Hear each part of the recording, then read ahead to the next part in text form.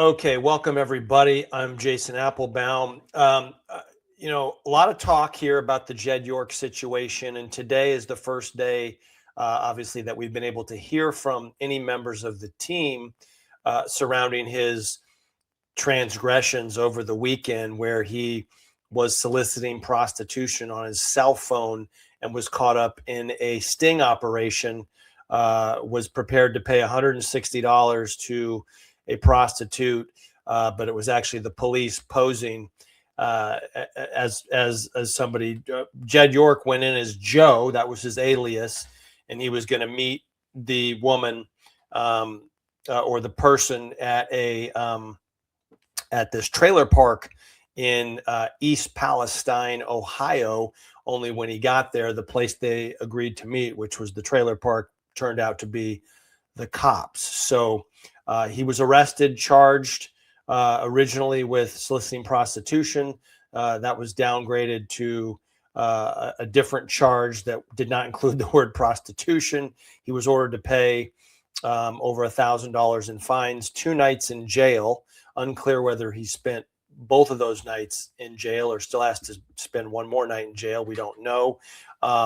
And the other charge is possession of a criminal tool. And that would probably be his cell phone, since that's the device that he used to set this whole thing up. So the question is, how will this impact the 49ers? What will his arrest have on the 49ers, if any? There's been a lot written about this over the last day, since yesterday. Several articles out there about how this could be sort of the beginning of the end for Jed York, about how this is a huge deal, and he may never recover from this. The 49ers may have to move on from his leadership. I'm not one of those people. I've seen enough stuff go on in my day to know that, yes, this is super embarrassing for Jed York. Yes, he will be fined and suspended, most likely by the NFL. He could get a fine of $500,000 or $1 million. Does it matter? I mean, does it matter to you or me what the fine is? Does it matter to him? Not necessarily. The suspension could be a couple games, could be half the season, could be the whole season.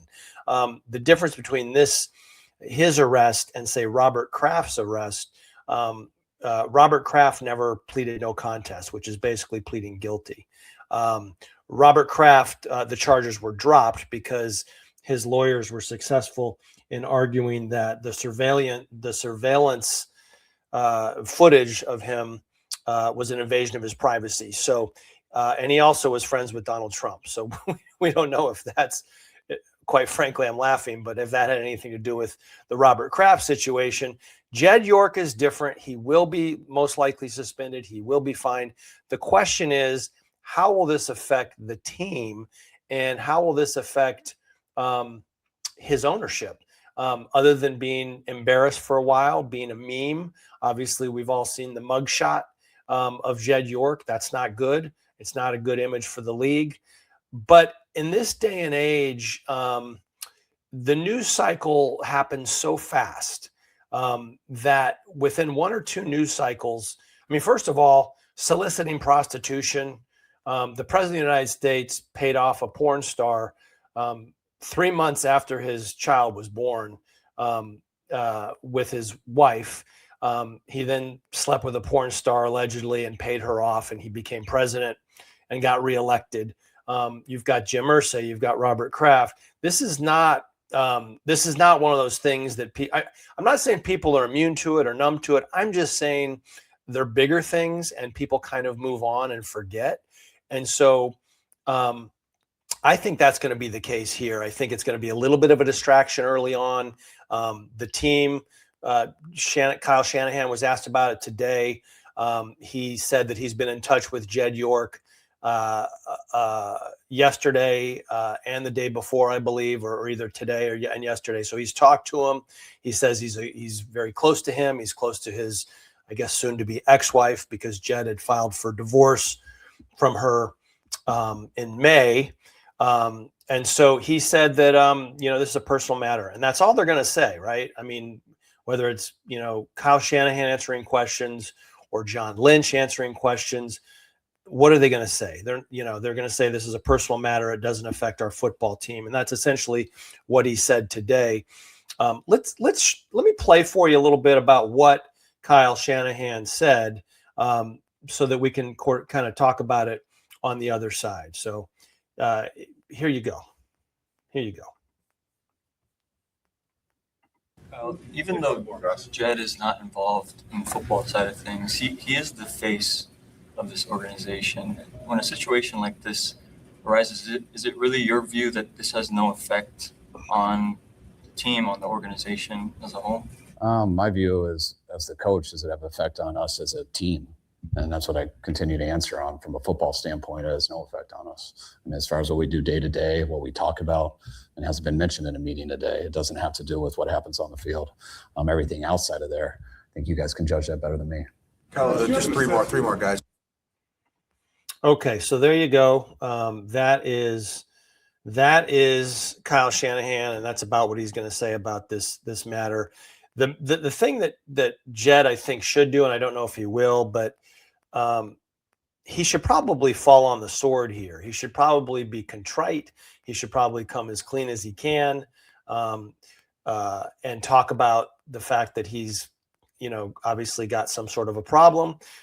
We don't know if this is contributing to the divorce or not. We don't know if this is the first time.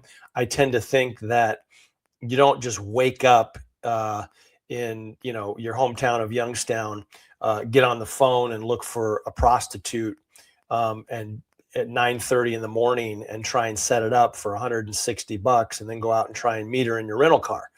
It doesn't seem like, and again, I have no knowledge of this, it just does not seem like a one-off, if you know what I mean.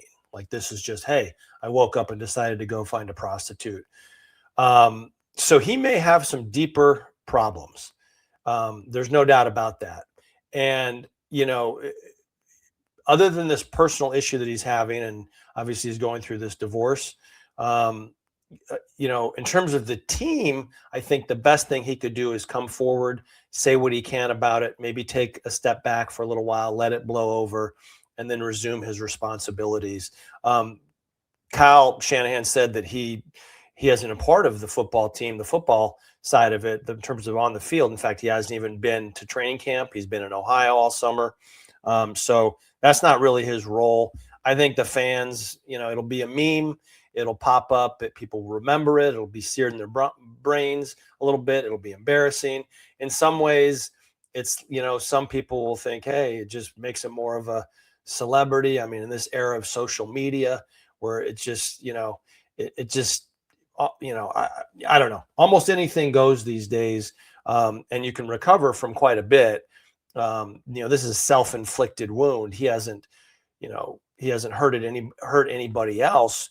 His family, certainly it's embarrassing, but that's his family, and he's going to have to deal with it. So my personal take, not going to affect the 49ers on the field. He's going to maybe take a step back, but then resume operations. I wouldn't want to draw any major conclusions that this is going to, end him or be some huge thing for the 49ers. I just don't see it. So we'll see what happens. But Jed York certainly embarrassed. We'll see if he comes forward at some point before the season starts and says something about it or not. I think that would be a good idea, but we shall see.